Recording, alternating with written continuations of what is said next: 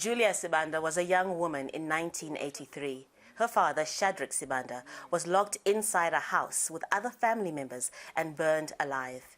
Julia hid in a nearby field and feels guilty she survived. I carry that pain with me every day. I have sleepless nights. My heart is still sore.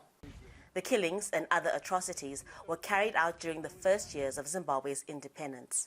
Part of a military operation, authorities named Gukurahundi, meaning the rains washing away the chaff or worthless garbage. We need to first acknowledge that a wrongdoing was done.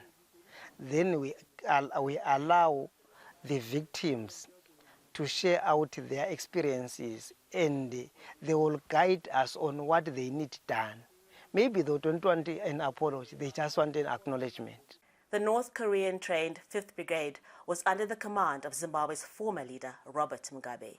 He claimed political opponents wanted to destabilize the newly independent government. His security minister was Emmerson Mnangagwa. He is now Zimbabwe's president. The armed forces were headed by people who now have senior government posts. President Mnangagwa has asked traditional leaders to hold public hearings to allow victims to speak out and hopefully close a dark chapter of Zimbabwe's history.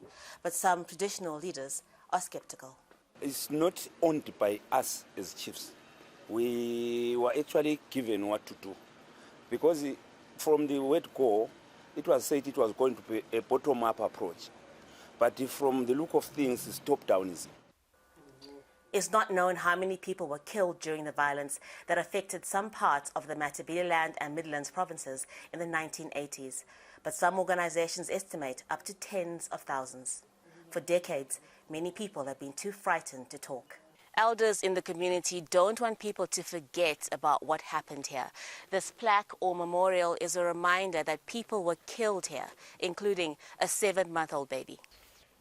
Some in Zimbabwe don't believe there will ever be any reconciliation. Others have concerns about calling the killings a genocide.